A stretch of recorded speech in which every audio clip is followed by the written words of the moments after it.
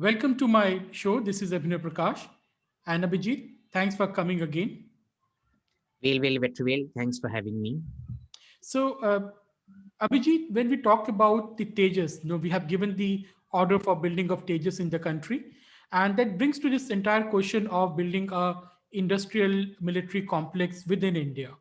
So, what do you see the future in the next 10 to 15 years of an indigenous defense production in India? We also have defense corridors coming up in UP and also in Tamil Nadu.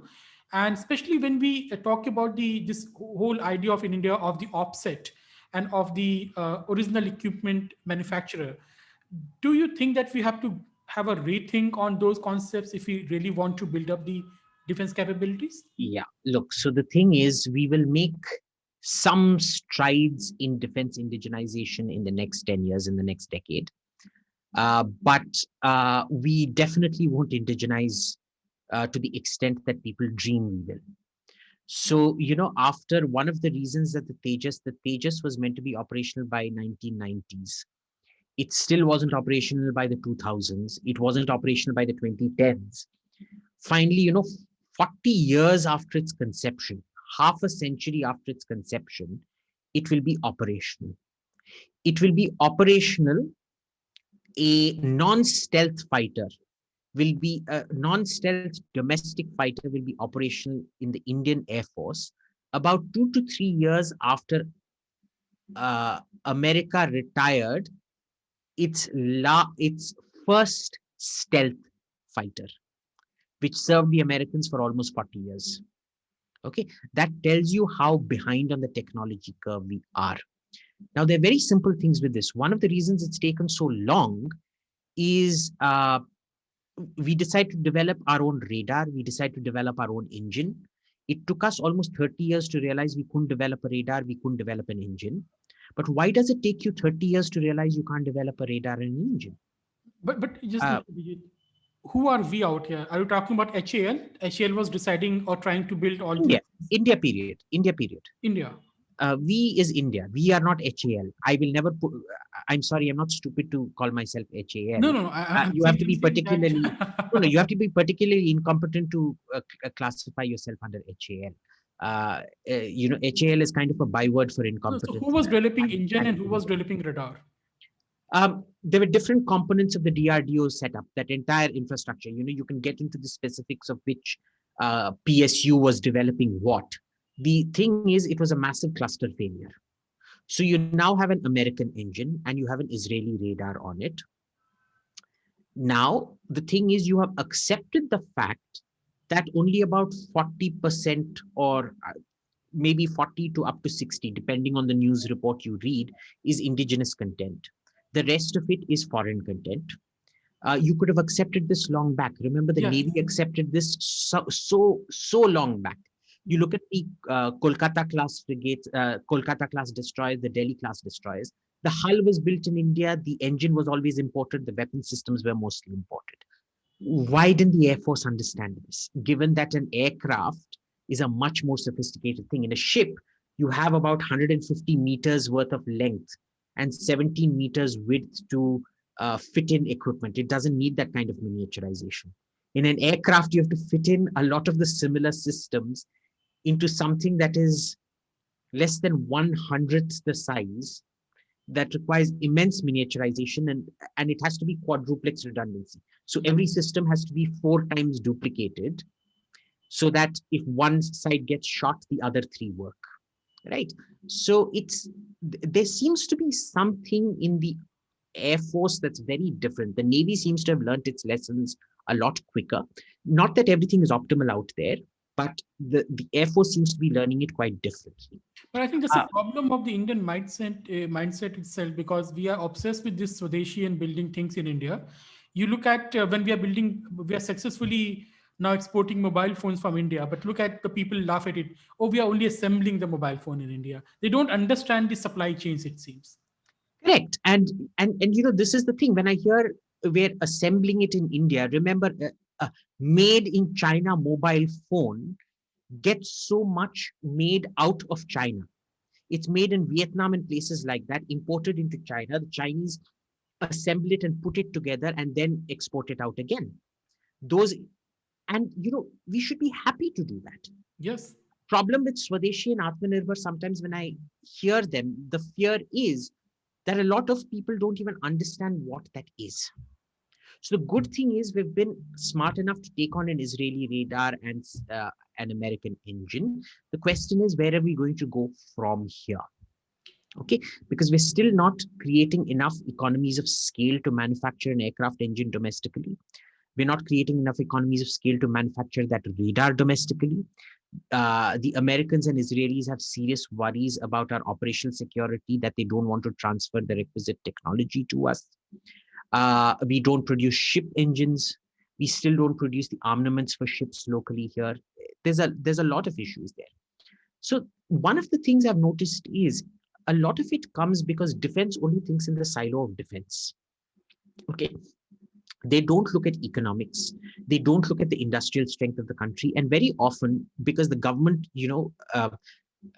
government documents in India are so wonderfully confusing, they actually hide more than they tell you. It's a classic case of drinking your own Kool-Aid. Propaganda is meant for others. When you start believing your own propaganda, then you're screwed. The problem here is we tend to believe our own propaganda. What you need to do now is, if you want that technology accretion to happen, it's actually easier now because it happens mostly. Most of the huge technology changes actually happens at a micro level, at the micro, medium, small enterprise level. And that's a very, very good opportunity for India to get involved out there. Sadly, we're not seeing it. And some of the language you see, offset, OEM, original equipment manufacturer, dude, it shows you that the person even writing the document doesn't know what they're talking about, because there is no such thing as an original equipment manufacturer anymore. This is 70s jargon. In the 70s, Boeing used to manufacture about 90% of its own plane. Today, you're lucky if Boeing manufactures even 20% of its own plane. The remaining 80% comes from abroad and from a whole net of 20, 30, 40,000 suppliers, right? Spread across the globe. A large part of the Dreamliner, for example, is made in Japan. One of the reasons the F-35 program is seen as a global program is because large parts of it, 30, 40% of it, is actually made abroad, right? So it's a very complex ecosystem that needs to be taken in. Also, remember, offset is fundamentally a code word for corruption. The correct word to use is work share. Offset money kya hota hai ki in the Middle East, and UAE has moved on.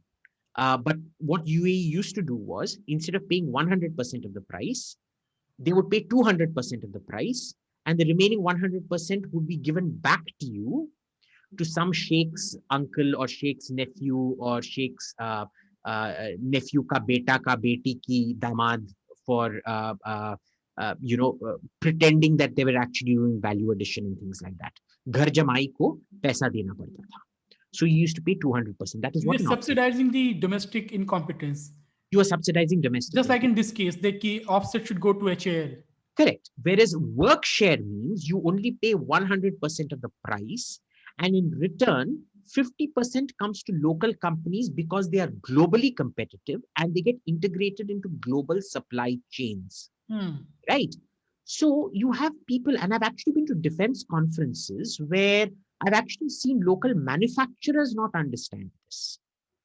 They have an inferiority complex about their own products, which are actually quite good.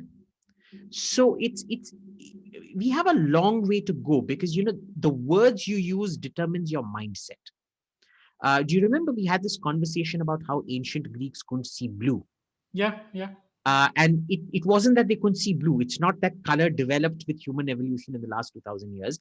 It's because the name blue hadn't been coined. It's only after you coin the name blue that it becomes more apparent to you, and you then start seeing shades of blue. So it's like that. You have to move from this OEM to integrated manufacturing mindset, from offsets towards work share and things like that. It's a huge mental change. So even that has to change. I'm watching if it changes in this decade. I'm optimistic. That's an unusual word for me to use. I'm optimistic that it might. I fear it might not. Mhm. Uh, uh, no, I think people will love to see the optimistic Abhijit. But when we talk about, no, we often hear this thing from Indians, Indian political class especially, from the panchayat level neta to the top level political leaders of this country, that we are the country of 1.4 billion and so on. We can build our own fighter plane, we can build our own tanks, we can build our own missiles and navy ships because we have 1.4 billion, we can do it. How do you see that? Uh, France is what, 60, 70 million people. Bangladesh is almost 200 million people. Indonesia is about 250 million people. Have you seen Indonesia built its own fighter, tank, submarine, nuclear bomb, nuclear submarine? No. Has Bangladesh been able to build it? No. Does France build it at just 60 to 70 million people? Yes. So going by this argument technically, Bangladesh should be more advanced than France. Indonesia should be more advanced than France. Why is it that tiny little Israel has at least 10 to 15% defense components in almost every single foreign aircraft, tank, or ship around? Right? You look at any plane, the F-35 has Israeli components in it. Most French products will have some Israeli components in it. Most Swedish products will have some Israeli component in it. Why? Most, not all, most. A lot of them will, because there's a global supply chain. It depends on what your technology is and so on and so forth. So this thing that somehow just because we have the biggest population, you can produce things is simply not true. You take the Western market, and by the Western market I mean NATO, so USA, Canada plus Western Europe, plus Australia, Japan, South Korea, Singapore, Australia, all those countries.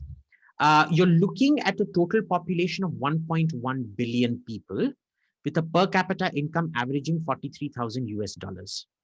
Okay, 1.1 billion isn't that far away from 1.4 billion, except that 1.4 billion have just $2,000 per capita.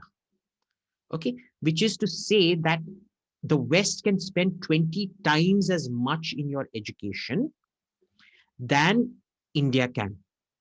And there's a very simple thing. So, for example, every time we studied nuclear diplomacy in India, we didn't even know what the inside of a nuclear reactor looked like. In the West, when I went just for a fellowship, the University of New Mexico had a nuclear reactor, an experimental nuclear reactor, which students could go perform experiments. So we were actually taken in and we were allowed to do experiments out there, nuclear experiments on an actual reactor, right? That is what that 20x difference in human spending makes. That is what makes you a technology giant. Just reproducing like rabbits just makes you rabbits. It doesn't make you a superpower. If numbers made superpowers, then mosquitoes would be the dominant species on Earth, or actually viruses and bacteria would be the dominant species on Earth, not human beings. Fair point. So basically, we have to understand the economies of scale. We have to understand that instead of going for this offset kind of political rhetoric, we have to move towards work share and the work participation model. That's interesting, Abhijit.